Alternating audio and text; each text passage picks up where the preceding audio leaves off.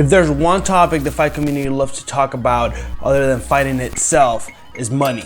Promoters, media, and of course fighters themselves all have a wide range in opinions on the matter of how much should or shouldn't fighters get paid, and the reason why. However, in this video we're not here to give our opinion on how much they should get paid, but rather we're going to provide facts and a look at the reality of fighting in the cage for money. What do fighters really make? How does it get relocated to the rest of the team when the check comes in? How hard is it to manage your life when you get paid only 2 to 3 times a year? We've contacted an expert to give us a rundown of how it all works, and I promise you, you will never be able to see fighter pay the same again. The problem with finding a reliable source with all this is that fighters themselves are not allowed to speak on how much money they make.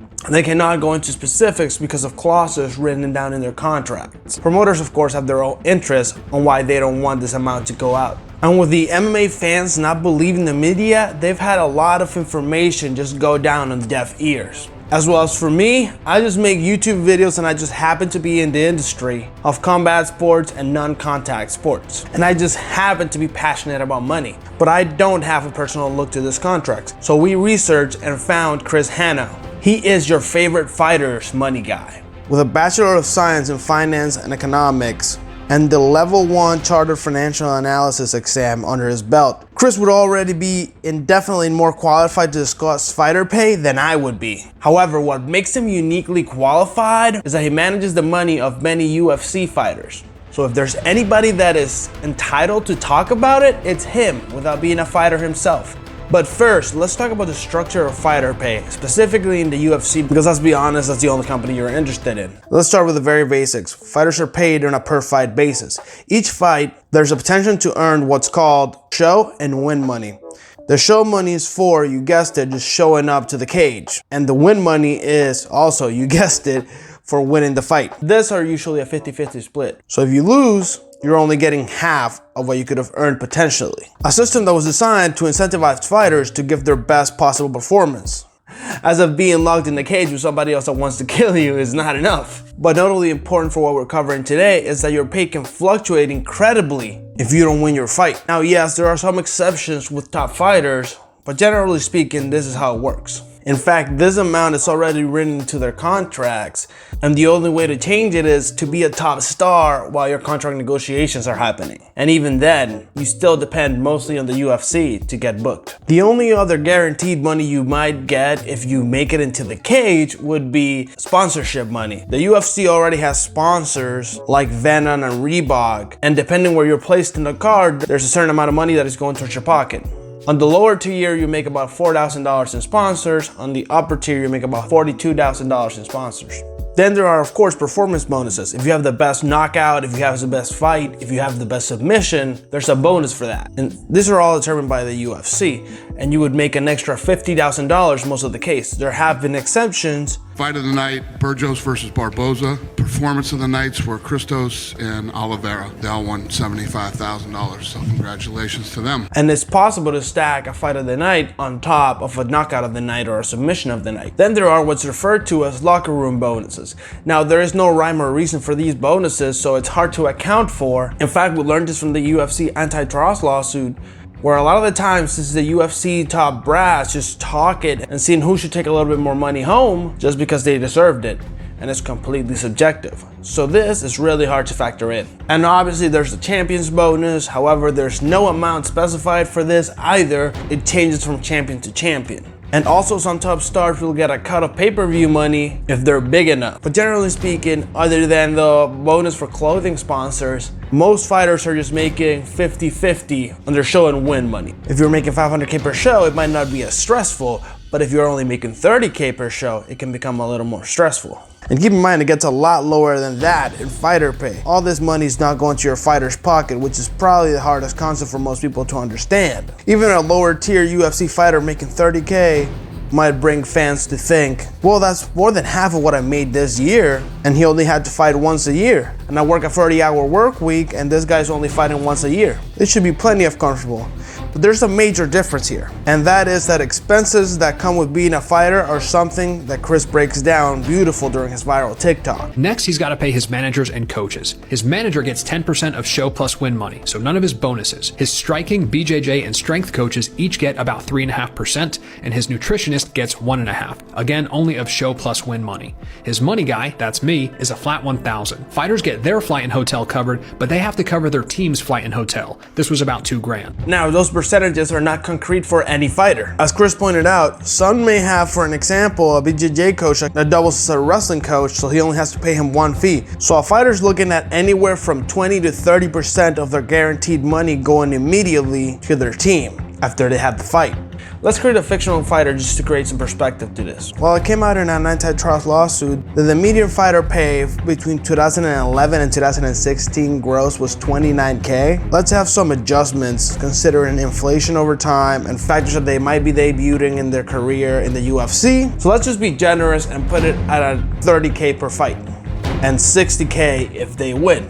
So let's just assume they go ahead, have their first UFC fight, and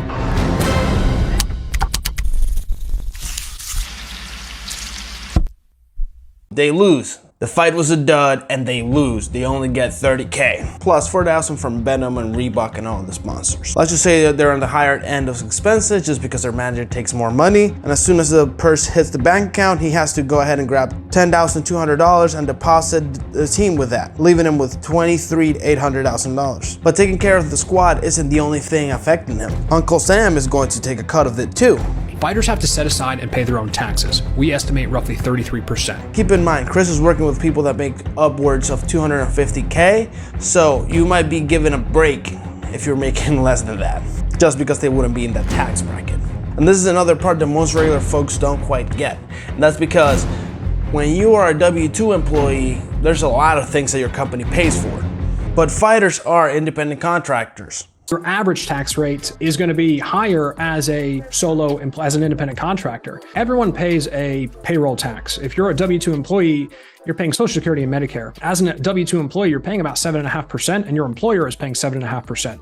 As an independent contractor or solopreneur business owner, you're paying that full 15%. Well, that sucks, right? Basically, you would have to add a CPA to your team.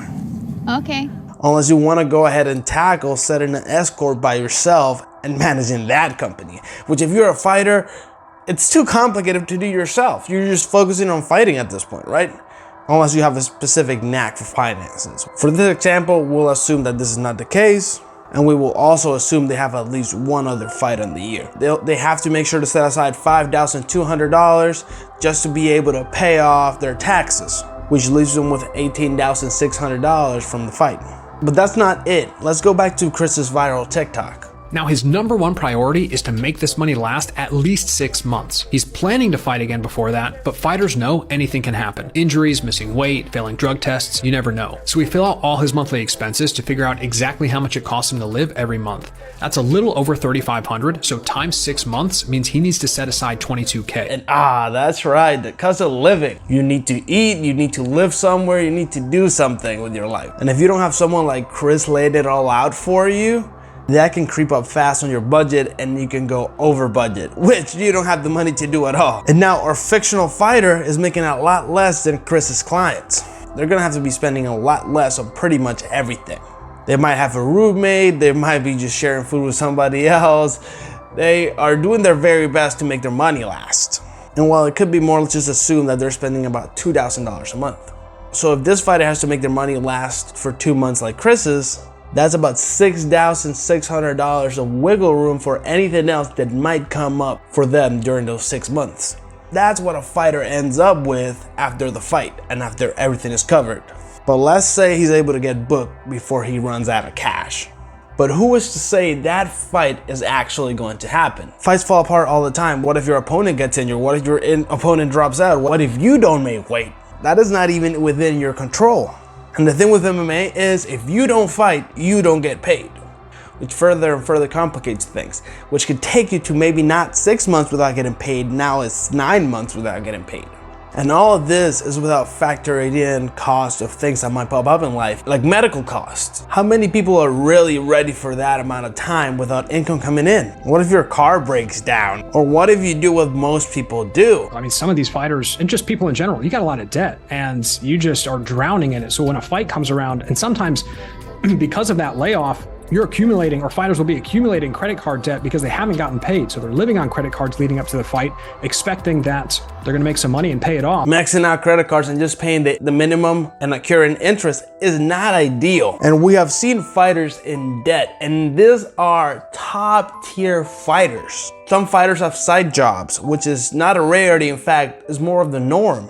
And obviously there's exceptions in the higher echelon of the fighting world, but generally speaking, most people can't make enough money to live by. In this example, we saw a 30-30 fighter, but in reality, we've seen people as low as a 12-12 fighter.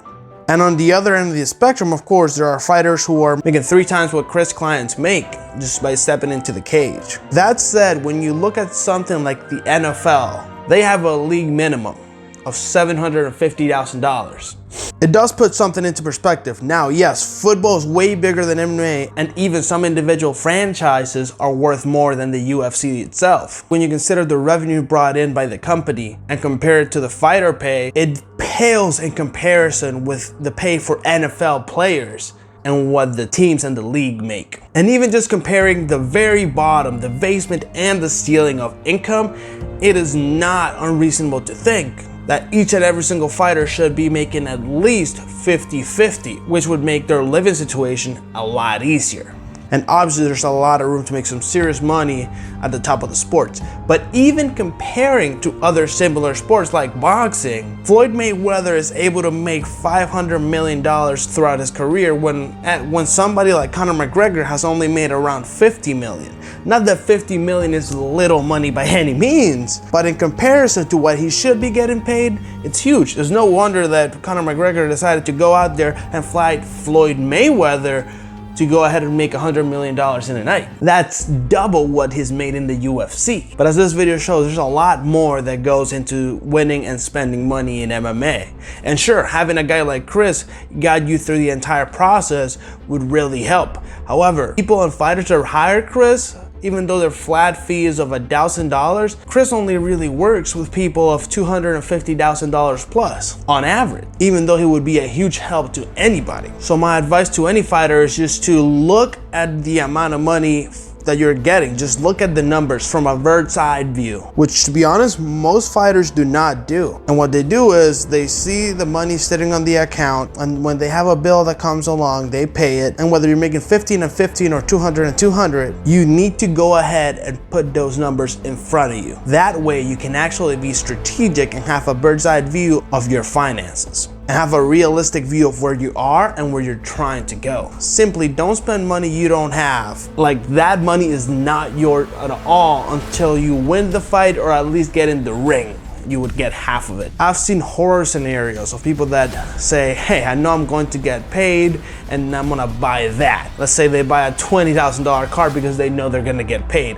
And I've seen the fight fall through and then they're like, oh, now I have to pay for this car and I don't have a fight. At that point, you're just shit out of luck. And I mean, that's not advice just for fighters. That's just good advice in general. Don't spend the money you don't have.